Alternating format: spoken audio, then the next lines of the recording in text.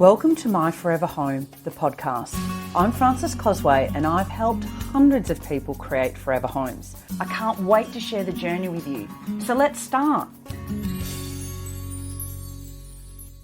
Hi everyone, and welcome to the next episode of Kitchen Design Essentials in the Your Forever Home podcast.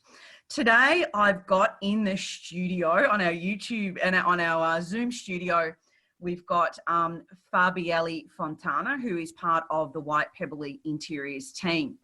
And today we're going to talk about key design mistakes. And really, the reason this was actually not part of the original plan, the part of the original program for Kitchen Design Essentials. And Fabi and I had been in the car, we'd been at a client, and we just started talking about all the sorts of different things and mistakes that we'd mitigated with a lot of our clients. And because they had engaged us to do their drawings, or because they had engaged us early on, we were actually able to prevent a lot of what we see as design mistakes. So either from a functionality perspective, things could have been better, or from an aesthetic perspective, they could have also turned out much better. And so I said, hey, we should talk about this on the podcast and let our listeners also hear about some of the key design mistakes that can happen and things that are often overlooked when there's not an experienced eye looking at it, particularly early on, and how it can actually be resolved quite easily. So Fabi and I are basically going to have a chat today and just go through some of the things that we've experienced, working with clients, and some of the things that we see and how you can actually learn from these and make sure that they're not going to be part of, your kitchen design. So with no further ado, welcome Fabieli, I should say. Hi, Francis. Hi, everyone. It's lovely to be here again. Yeah, it's good because I think last time we were chatting about, obviously we're chatting about kitchens, but today we're going to be quite focused on a bit more specific about so some of the mistakes we've seen in our time, projects we've worked on where we've been engaged too late, and sometimes we can't fix those things. But obviously when we're involved early, and particularly if we're doing the design itself, the joinery and the actual layout of the kitchen, we've be able to prevent some of these things happening. So I think one of the first things, Fabi, that we've seen quite a bit, particularly recently, is around windows. Yes, we have been very mindful about windows lately. Well, always, but we have been seeing so many things that could happen in a different way, could work better in the kitchens that we have been designed if the windows were planned in a different way. So I think it's a big topic to talk about. It is. And so let's go through a couple of examples. The first one that springs to mind for me is we were doing a sanity check. I was doing a floor plan sanity check for a client, and obviously that involves looking at the windows as well as the layout, the space planning and everything. So that enabled us to look at the windows in the kitchen. And I know that we then changed the fact that there was no openable windows in the kitchen. And, I was concerned about the ventilation that was going to come in. There should always be some sort of ventilation in the kitchen, particularly when you're going to burn toast.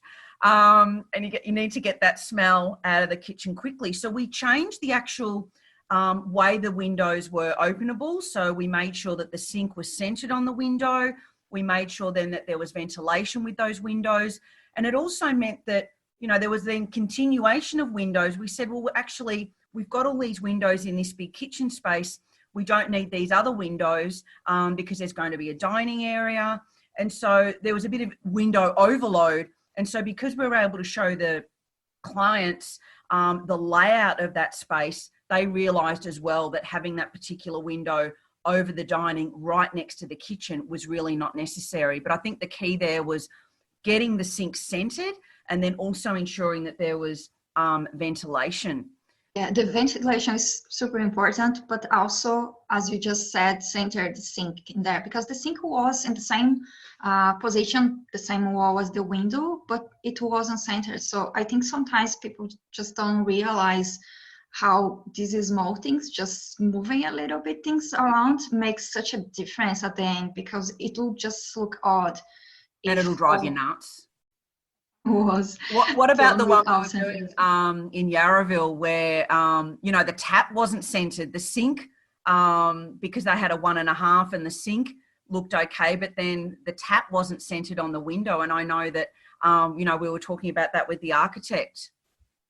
Yes, for this same project, actually, we started at the beginning. Another mistake that is not related to windows actually, but the sink and the stove were really close.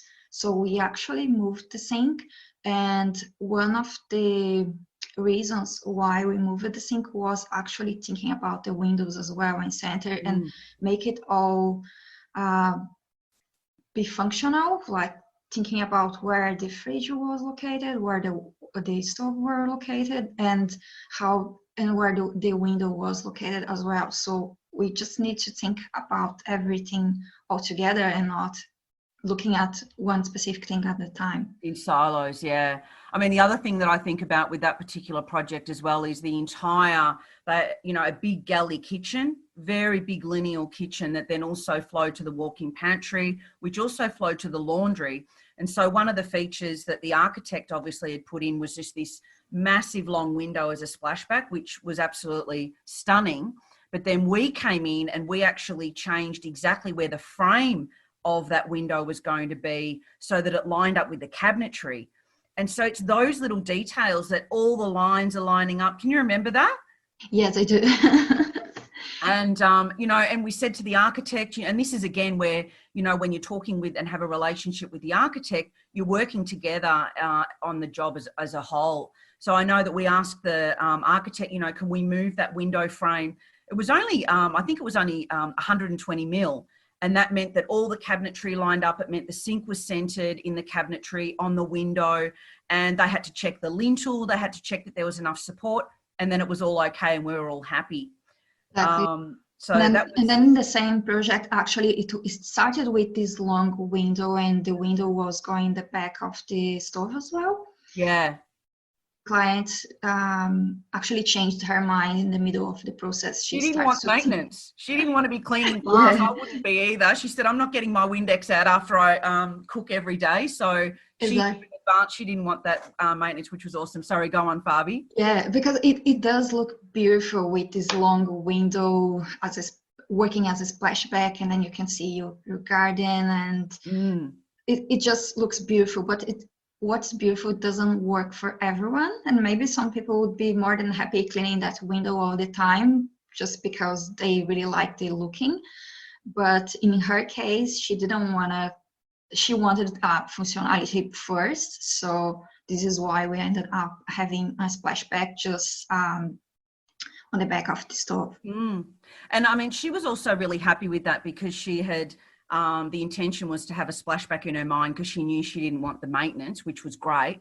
But we also needed to make sure that was balanced. Remember how we were actually talking about, we're going to have a dicky little splashback and that's going to look really silly and it's not going to be balanced. So we had to make sure that the proportion of that tiled splashback was actually then relative to everything else. So we spent quite a bit of time getting that proportion correct so that it did look balanced, even though it was right up one end of the other end of that kitchen. But she was so happy having tiles back in and having those stunning tiles. And they are beautiful, her splashback. Yeah. So, but I suppose for you listening, it's really looking at how all the lines, some people don't focus on the lines and they've got, lines that are not matching up and you think, it doesn't really matter, I've got the function. But actually, all of that really affects the overall aesthetic, and it's these tiny little details can make such a big difference. So I suppose that project is a really good example of working with the architect, moving frames of windows and other bits and pieces. We altered our cabinetry to make sure then that the sink was centered and the tap. It was only 100 mil, but gee, that would drive you crazy on a daily basis, particularly if you're a symmetrical person.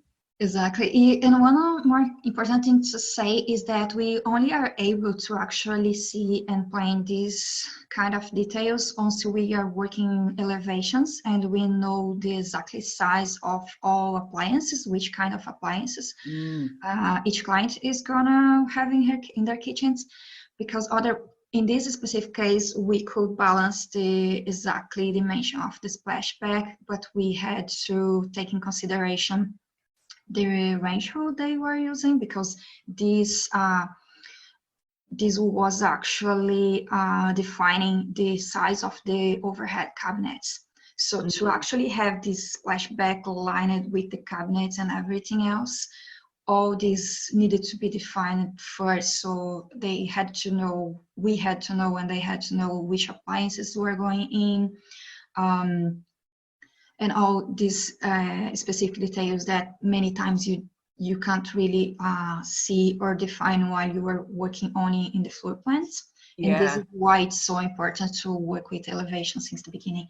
I think that's a really good point, Fabi. I'm glad you raised it, actually, because I probably would have forgotten. But also Jeremy raised that last week on the podcast on the Builder's Insight, and he was actually saying, work with elevations. I have a lot of clients, we have a lot of people come to us and they've just got the floor plan and they're just going to go to the cabinet maker, but they are a cabinet maker, as Jeremy highlighted last week as well. And I think all these details are just impossible to plan when you're just looking at a floor plan. And the elevations are so important to get these sort of details right. And I think sometimes people feel they're going to save a bit of money by not getting proper joinery design done, but the mistakes and the regret you'll have with it not being how you want, and the precise details, I think is just a waste of money.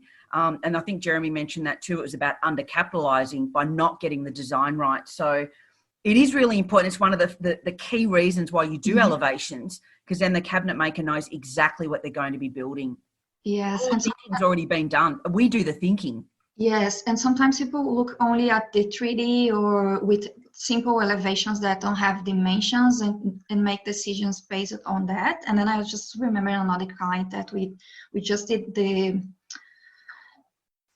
checked their plans and the elevations they had it done before. And I remember we didn't have dimensions in these plans, but only looking at it, it just looked too wide. All the doors were looking too wide. And they didn't define the appliances before have these elevations done. So it doesn't really make much sense if you don't have everything defined, because then you can't have this right. No. I mean, even things like, the materials that you're selecting, certain manufacturers only produce board in a certain height. And if you've got really high pantry doors, you may have specified or chosen a material and they only do a 24-40 board, but your pantry height is going to have a door that's 27, which means you'll need to change the manufacturer of that particular product. Or sometimes if you're choosing a particular type of material like thermo doors, they're not actually very durable so high. So all these sorts of details come out as well. And, you can have that produced, but then your door's going to start warping. So these are all the things that we're sharing with our clients. I wanted to go back to the window, Fabi, because I'm thinking about another client now where the window, we were doing all the, elevations as we do and the design of the kitchen. And remember, the window was off center with the cabinetry. So there was a highlight window, and then we did the cabinetry, and it affected two things. One, all the cabinetry was on the wall and the window wasn't centered, which drove us crazy. And then the other one was the window was so low, even though it was a highlight window, that it meant all the cabinetry was really stubby and short. And so we had a great relationship with the architect too, didn't we? Yes, and this is important when architects and designers are flexible, because you can work together and make the best of it. But it really depends on have a good relationship and be respectful and just really try to find the best solution. But I mean, that's when we went back to the architect and said, look, do you mind raising the window up, because we don't want short, stubby cupboards. They look terrible. Yes. And she said, yep, no problem. She had to check some of the engineering again because there were support areas. And then we asked her to center it. We found the best location for it. So it was centered. Ideally, in this case, we would like to make a longer window, getting the wall to be better lined with the cabinets, but there was structural constraints that we couldn't do it. And then this is where it goes and comes back. So we couldn't do that. Of course, we need to respect that. And then we found another solution that was lined with some of the cabinets and it still looks good. But again, we still got our ideal solution wasn't available from a structural perspective. However, we were still able to center the window, which was far better than it not being centered. And because we were telling her what we were trying to achieve, we were then able to get higher cupboards for the client as well. And it made it look better. And also they're getting more cabinet space. So I think that was a really good outcome with that too. But also on the same job, we were talking with the architect too about the fact that we couldn't have cavity sliding doors because it was a solid brick wall. But then we were looking at, okay, so how can we have doors, external doors, barn style doors? And then again, we were talking with the architect about structurally how we could do that. But we were also thinking about what was the best side to have that door in terms of how it was going to affect the cabinetry and the laundry, but also the walk-in pantry. And where were we going to be able to achieve a door with minimal impact on the cabinetry and the bench space that we had in those subsequent rooms. Yes, and this same client, before this issue with the sliding doors, this actually size of the wall before the door starts was on the side of the fridge, and the fridge, once they have done the floor plans, the fridge was smaller than it actually will be. So once we realized the size of the fridge and where the door was positioned, we found out that actually it wasn't room enough to open the fridge. The wall was too small. The wall was too small. The fridge was going to open its door just in front of it still will open in front of the door, but we just needed more wall and more room to not be so in front of this.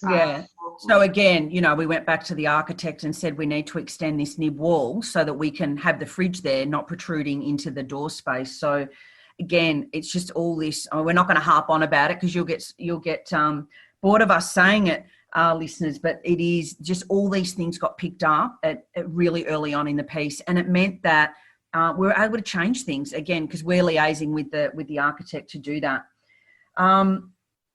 The other one I was thinking of was, again, when we're talking about doors, was when we had a client that ended up getting a much deeper fridge, and that was actually going to mean that she couldn't even get in because it protruded into the door space. So again, we just asked we were actually working with the builder, and we asked him whether we could move the door, and he could move the door. So then we changed the plans accordingly. And I think that's something that I see a lot on Facebook groups for building and renovating is clients get in and they go, oh, my fridge sticks so far out. It sticks out much further than the cabinetry. And yes, fridges are deep and they also need space at the back to have air rotating around them, which is why you have a little bit of space on either side as well. This is, of course, unless you've got a built-in fridge. And so you can actually pack out the back. Most bench spaces are 600 deep, and for a fridge, you're going to need at least 700. But you can pack out the back if you're planning it correctly so that your fridge is flush. But, you need to know that in advance. Some people are not worried that it is going to stick out a little bit because you obviously need space to open the doors. But I know with that client, because she knew her appliance, it goes back to what you were saying before, Fabi. If you know your appliances, we design around it. And she actually changed her fridge partway through the process, but it meant then we caught it in time so that the door could be moved and she could have the fridge that she wanted. Yes, and just talking about the fridge, I just remember one other client that we actually have talked before about their windows, but they also had the island bench that's actually kind of in front of the fridge. So there is the fridge on the side, and then there is this walkway, and the island bench is in front. And the walkway was, I think, 1 meter, and then we made it wide because this is a walkway and it is where the fridge is open. So it wasn't room enough for actually getting around it. Yeah, no, I remember. And that's actually quite are common. It's always one of the design principles really with the kitchen is that you've got the fridge somewhere on an outer part of the kitchen design rather than it being internal. So that means that you can access it really easily. But yes, you need that walkway that between the island bench and the rear bench, often where the fridge is, to be at least 1.1. I mean, I've seen it on plans at 800 and it's just far too narrow, particularly for a family kitchen where, you know, you're going to have kids coming in and out and all that sort of stuff, but you need to be able to open the doors. Same for dishwashers. You need to have that space. So really a metre would be the absolute minimum, but we always work with 1.1 or 1.2.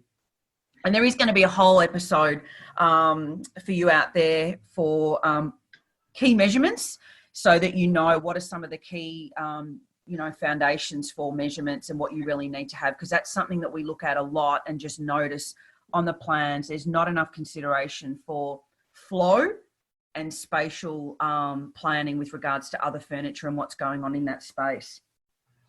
One thing I just wanted to get back to, and this is actually around material selection, with one of our clients who was having a really long galley kitchen, which then flowed into the walk-in pantry, which then flowed into the laundry. So one big lineal piece basically, which is great.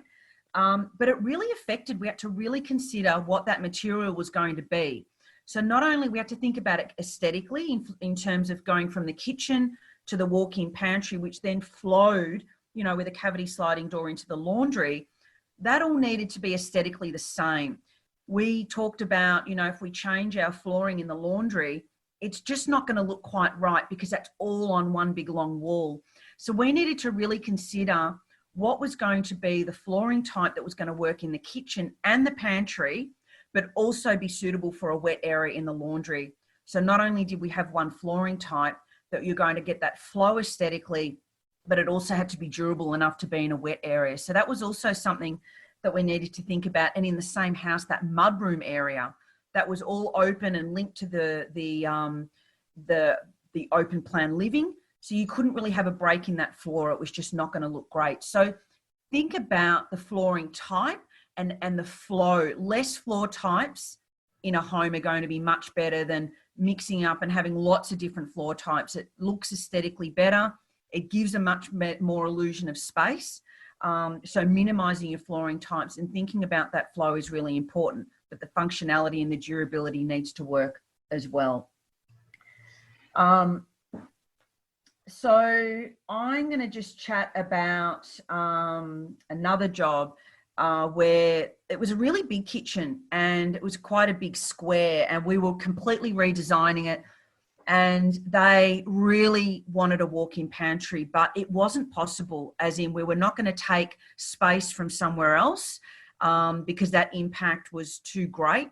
So as you know, we're not big fans of all these corners in kitchens, and we've spoken about that in previous episodes. But what we decided to do was create a step-in pantry, I like to call it. I don't like to, you know, oversell and under-deliver. So it could be marketed as a walk-in pantry if they were ever going to sell their home, but it's a forever home, so it's unlikely. But we used the corner, one of the corners in their kitchen, and created a pantry with a sliding door and retractable doors. And so not only was that a place that they could have a bench in there, they put all their appliances in there, but it still acted like a pantry as well, with overhead cupboards and below bench cupboards as well. So that was such a great, you know, if I say so myself, such a great solution. The client was so happy. And this is actually one of the solutions we provide a lot when there is a U-shaped pantry. You've got two lots of corners. We eliminate one of those corners by making it a step-in pantry. And we've done it in so many projects. And I know working with Jeremy quite a bit, he's been really happy with that. We have to adjust the bench types for that too, to make sure that they're deep enough to take the cavity sliding and the retractable doors.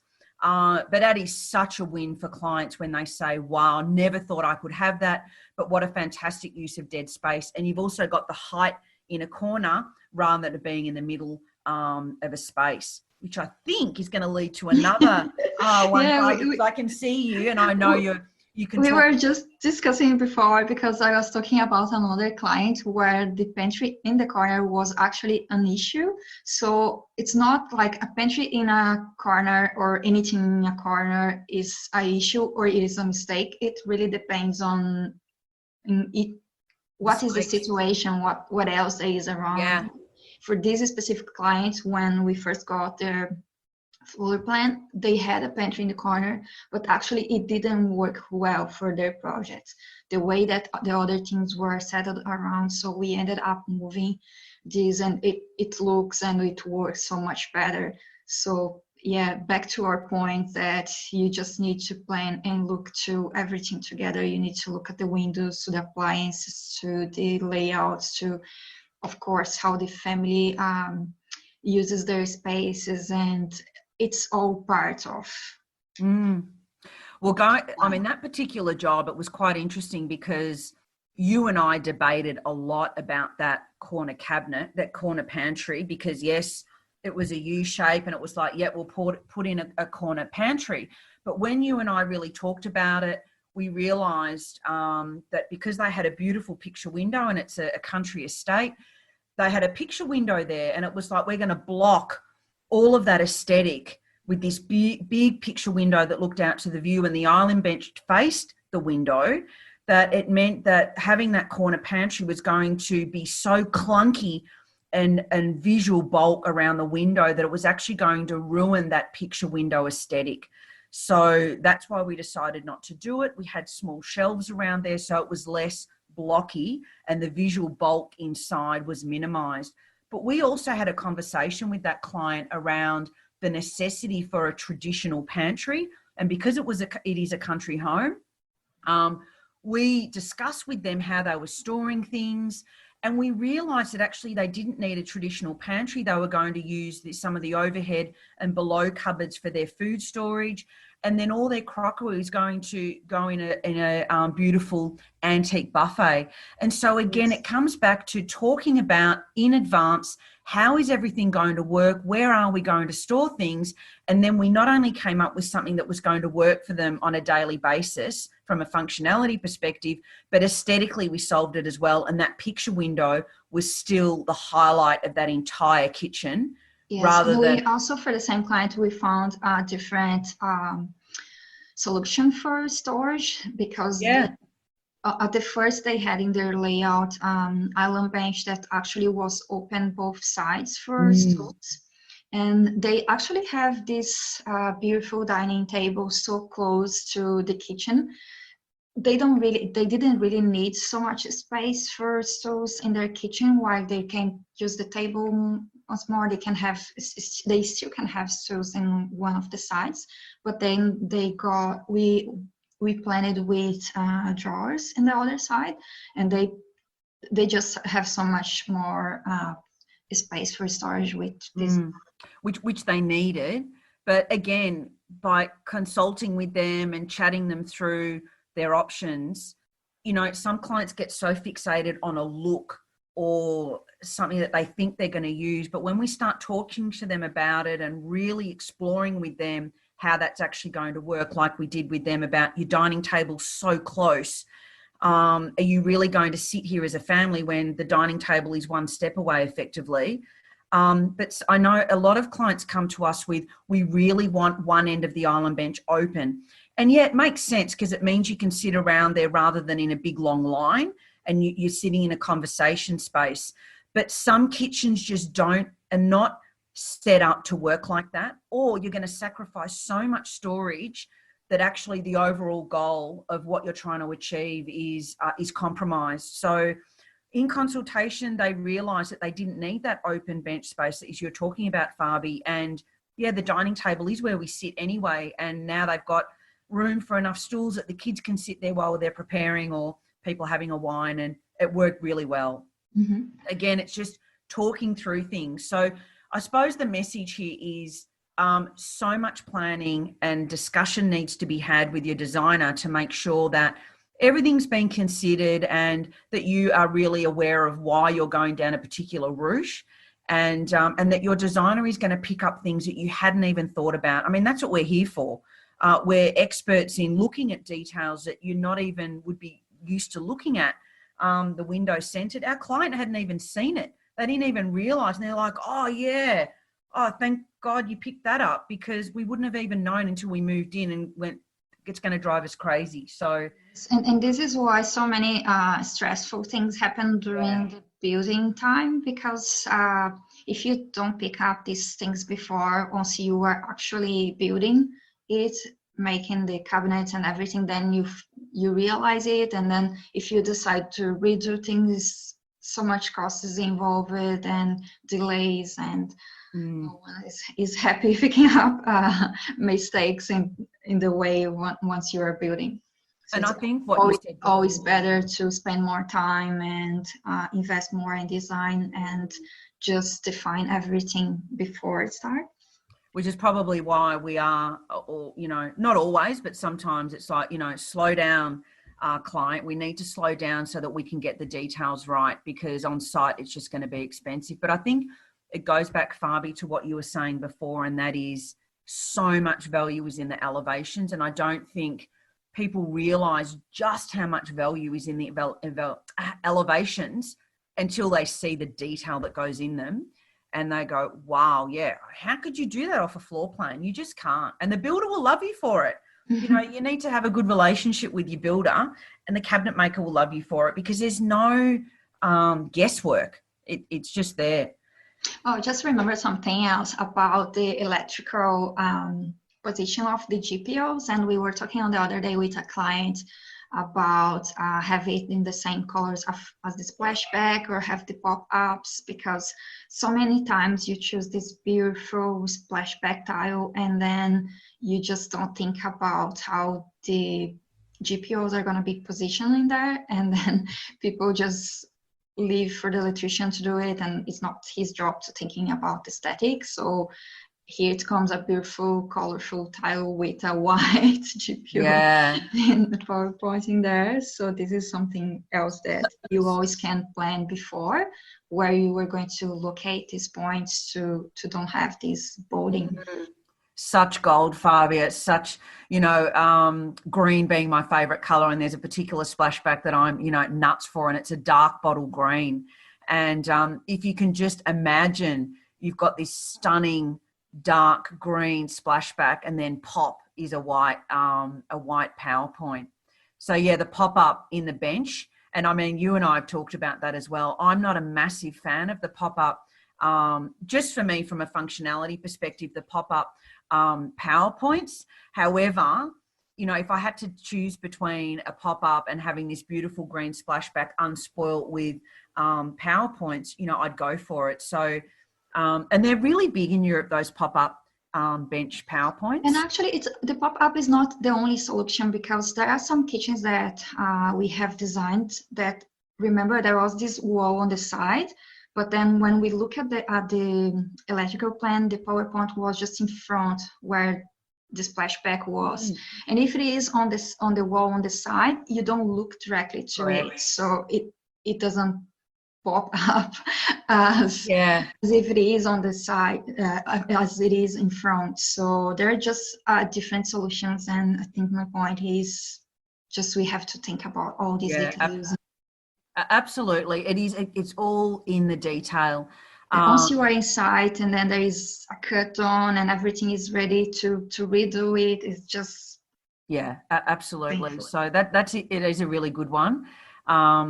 And, you know, there are definitely ways to not even have a PowerPoint in a splashback at all, even if it isn't a dark one. So, and these things are always popping up on these groups. Oh, I've done this and I've done that, and how can I fix it? So I think there's lots of awesome tips in there. And thanks for joining me, Fabi. Are there any other things we've missed?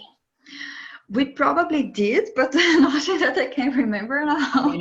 I think what we want to make a new list for a new podcast. I think we just wanted to cover off the big ones that we see frequently. Yes. And some of the big, you know, and as we're saying, or as you said earlier, they're not necessarily. Well, I suppose it depends what you view a mistake as, but they're things that could be improved, or things that, you know, could have been better. There could have been a much better outcome having the window not centered on the top of your cabinets, is that a mistake? Some people wouldn't notice it. Other people would. Is it a mistake? It's not ideal. It's not good design. It's not like it's not going to be able to work, but it's really not ideal. So I suppose some of these things you could think are not necessarily mistakes, but from a design perspective, we would regard them as far less than optimal, I think is probably the way of saying it. I think there was one other thing that I did want to cover off, and that is that often you'll get a design back, it might be from the architect or whatever, and the kitchen island is basically just facing one way, and that's the way it's going to be. And I think that not all the time, but it can be challenged in a lot of instances where if you've got another eye going over it, the island bench or the whole kitchen could actually be orientated and facing in a different direction.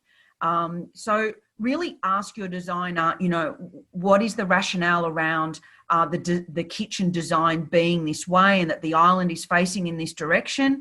Maybe it's facing into the living, or maybe you want your island facing to the outside. So there are different ways you can skin a cat. So don't think that the way it's been done is gospel.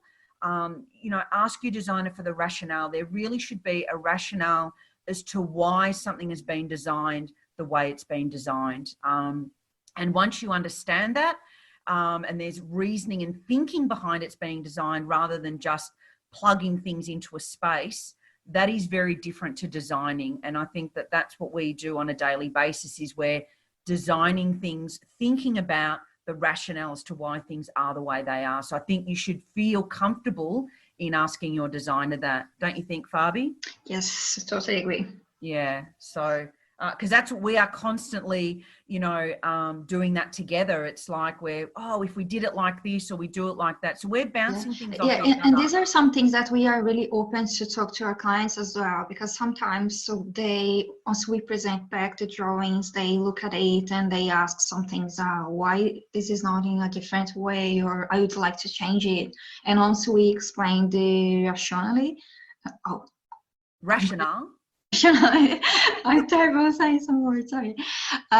Once we explain it, they go, oh, wow. So they didn't think in that way before. And for some reason, sometimes they still can change because this is going to work in a different way better for them. But many times they just understand the rationality and then they go for it because they start to think in this way as well, and they see value on it. So it really is good to discuss and to talk and understand all the points and why things are done the way that they are done. So once you cover and you understand everything, you're going to be really sure that it will work well for you.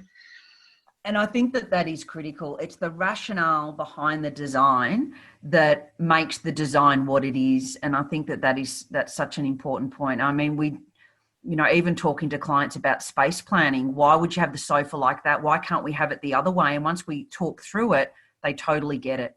So, don't feel shy about asking your designer for the rationale behind the design, because design is thinking, and they've done so much thinking. And I know, Fabi, you and I are constantly, sparring with each other and going, what about this or what about that? It's almost, two minds together coming up with the design to make sure that it's going to be working. So it's the thinking that makes the design right. Yes, lovely to be here to talk about it, Frances. Lovely to have you back on, Fabi. I'm glad we work with each other on a daily basis, sparring and, putting all our rationales together. Yeah. So don't forget, everyone, there's lots of resources. We'll put them in the show notes as well, around other blogs that we've written around kitchen design. There's going to be some awesome episodes coming up. Next episode is going to be about bench tops, where I've got the architectural representative from Cosentino talking about different types of bench tops. There's actually going to be 2 episodes on bench tops because there's so much to chat about bench tops and so many new products coming out. So I'm really excited to bring that to you over the coming weeks. And we've had some awesome feedback around last week's episode on the Builder's Insight. So that's a good one to catch as well, where Jeremy and I talk about some of the key mistakes that are made simply from a builder's perspective and how that can be avoided. I think the key message here is going to be every episode we're going to talk about, getting in early so that you can avoid issues, like Fabi said earlier, on site when it's going to cost you a lot of money and a lot of heartache. Don't forget, we also offer lots of different kitchen design packages and services, whether it's a new build or a renovation. Really small packages right up to, basically all inclusive. So there's always something for everyone if you're thinking about getting some assistance in that area as well. So have a great week. Look forward to having you on the show next week. And don't forget to leave a review so that other people can find us. I've had lots of beautiful emails come in around how people are really enjoying the podcast. If you can leave a review, that would be so awesome, because it means that other people can find us as well. Have a great week, everyone. Bye for now. Thank you. Bye. Thank you so much for listening to this episode of My Forever Home. If you're ready to renovate or build a new home and you need help to create a beautiful and functional forever home, you can book a chat with me directly at whitepebblinteriors.com.au/chat. Have a great day.